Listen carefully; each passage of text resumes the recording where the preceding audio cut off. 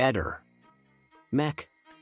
Pallister. Il 3 gennaio Gabriele segnalava di aver visto nel comune di Muggia nei pressi di Porto San Rocco, il giorno 1 gennaio 2021 alle ore 19:30 circa, la persona Resinovic Liliana.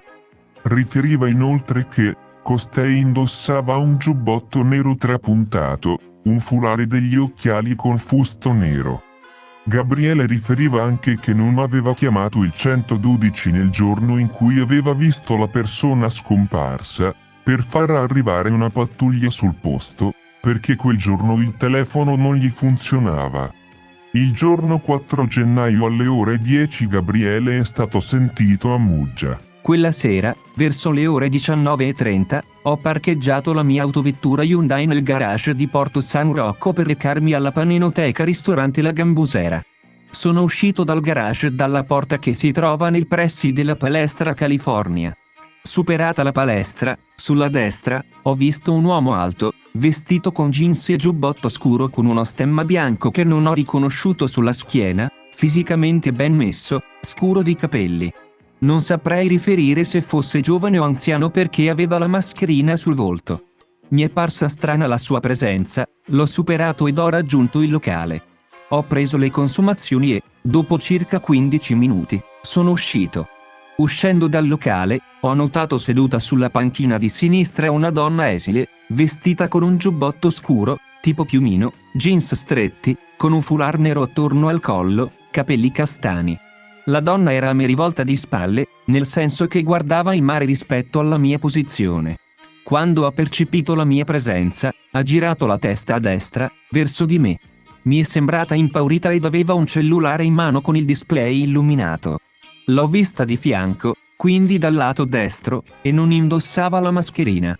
Non ho visto se avesse particolari colorati sui capelli. Indossava un paio di occhiali allungati tipo goccia sottili con fusto scuro e lenti polarizzate color grigio marroncino scuro. Quando mi ha visto si è come spaventata ritraendosi. Ho avuto l'impressione che volesse nascondersi. L'uomo che avevo visto in precedenza era ancora presente.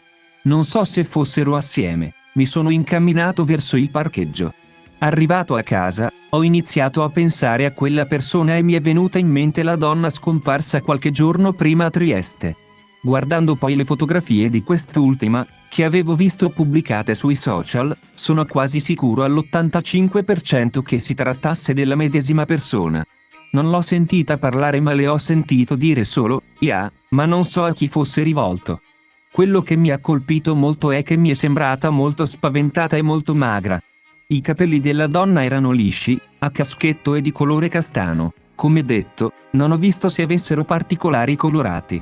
Vi fornisco anche uno screenshot in cui si vede la donna con un berretto in testa, mentre indossa un paio di occhiali che, a vista, sembrano gli stessi che ho visto indossare dalla donna a Porto San Rocco la sera del 1 gennaio. Anche la forma del viso e le sue rugosità mi sembrano le stesse.